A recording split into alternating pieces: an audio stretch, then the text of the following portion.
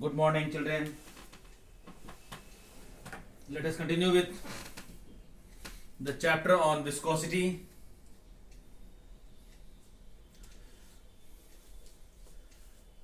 Now, this chapter is on viscosity. We have done till Poisson's theorem.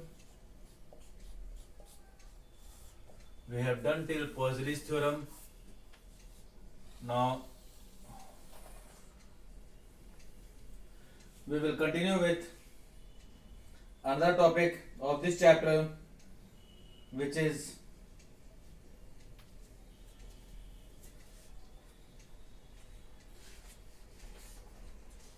ideal fluid and then principle of continuity. What is ideal fluid or ideal liquid?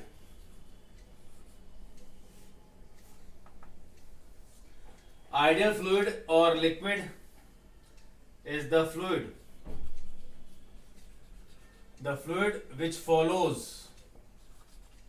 has following two characteristics,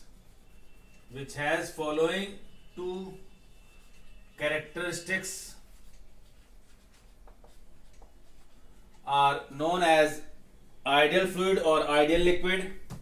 The first one is it is viscous-less, non-viscous. Liquid must be non-viscous. Non-viscous means fluid which does not have viscous force.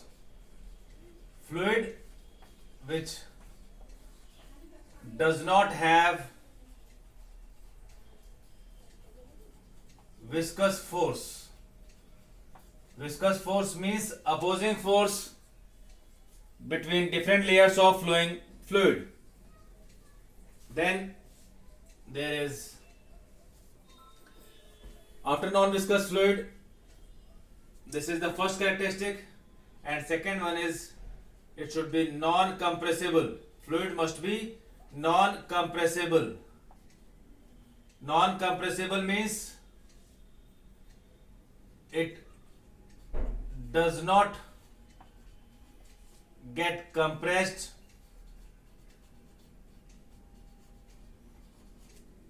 on applying pressure.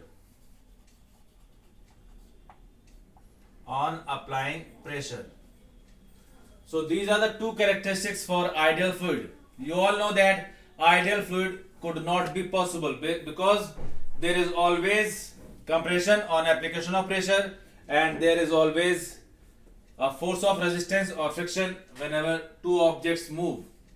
So here there is no ideal liquid as such.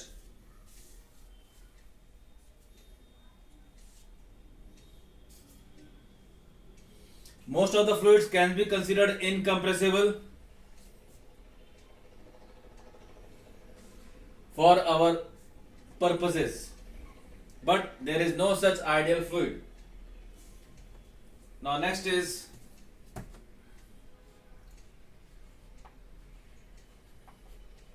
principle of continuity. What is principle of continuity? There is continuity means continuous.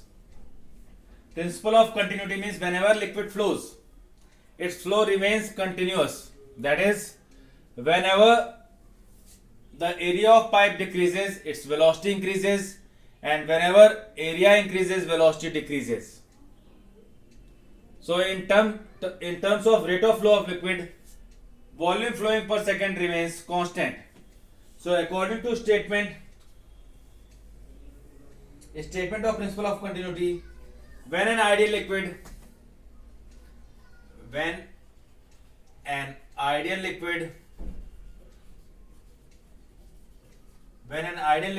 flows through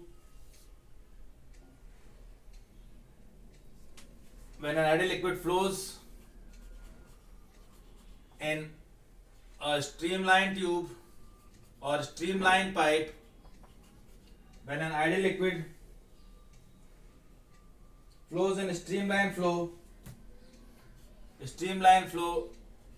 in a pipe or tube, of non-uniform cross section area,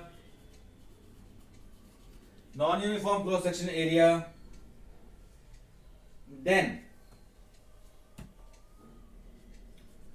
at each point of its flow,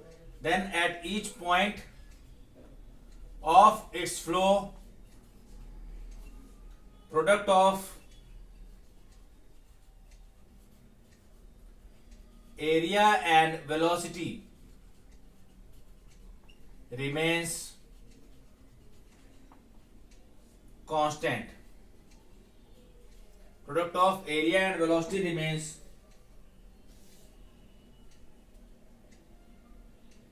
constant. That is, area of cross section into velocity remains constant. This is principle of continuity, according to which if the area decreases, velocity will increase. If the area increases, velocity will decrease. But flow will remain constant. So it requires a proving. So I am going to prove that product of area and velocity will remain constant.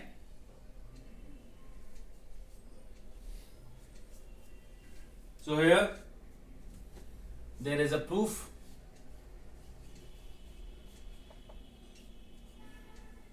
Let us make a diagram of a pipe of non-uniform cross section area. There is this pipe,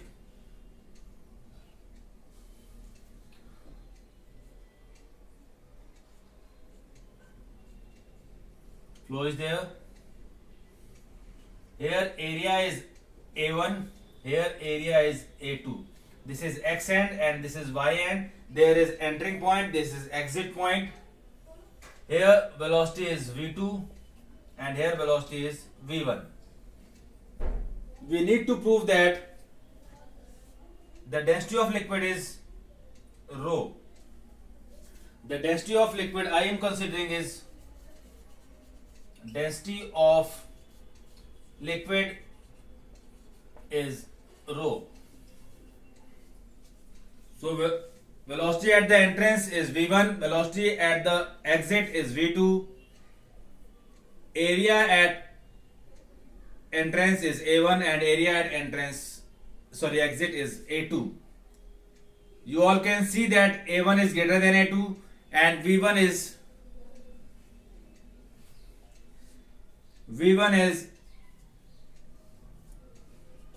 there and V2 is there. So we have to see, according to principle of continuity, the larger area will have less velocity of flow and smaller area will have more velocity of flow. That we have to prove. You all know that amount of liquid entering is equals to amount of liquid coming out. So density of liquid here is rho.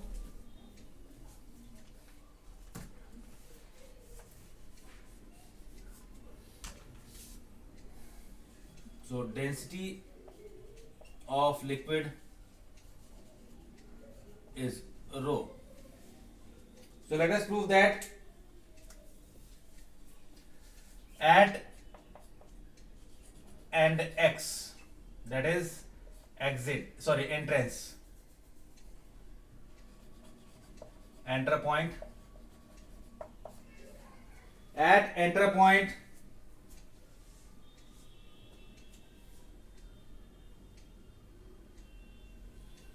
the distance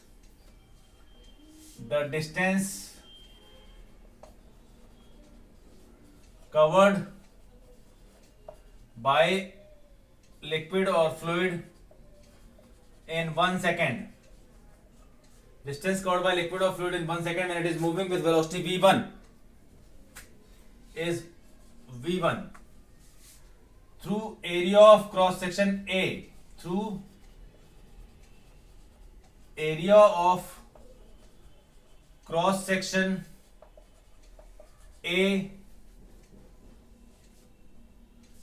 volume of liquid flowing, volume of liquid entering, volume of liquid entering or through X end is A1 into V1, A1 into V1.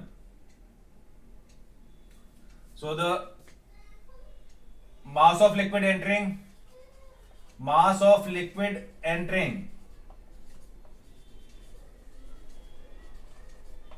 at X end, this is volume into density is mass, density is equals to mass upon volume.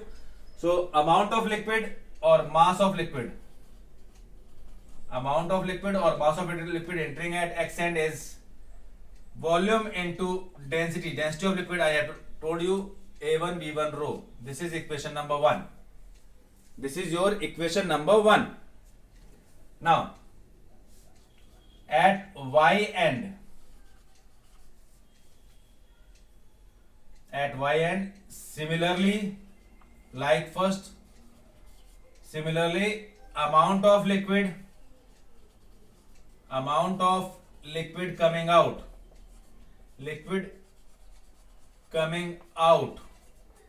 is equals to A2 V2 rho. This is equation number 2. And we all know that amount of liquid entering through a pipe is equals to amount of liquid coming out, which means that equation 1 is equals to equation number 2, and therefore A1 V1 rho is equals to A2 V2 rho. Rho and rho getting cancelled out. You are left with A1 V1 is equals to A2 V2. Or you can say product of area and velocity is constant. This is principle of continuity, which means that if the area increases, velocity decreases, and if the area decreases, velocity increases. If the area increases, again I am repeating, if the area is increased, velocity decreases. If the area is decreased, velocity increases. So I have considered 2 points, one this, one this. If you consider more points, the product will remain as such, that is remains same. So this is principle of continuity, and its proof. You have to use this principle of continuity means area into distance, that is distance per second. So this is also known as volume flowing per second, which remains constant. So for a liquid, rate of flow of liquid remains constant according to principle of continuity. So let us now shift to energy possessed by liquid. Energy possessed by liquid during its flow.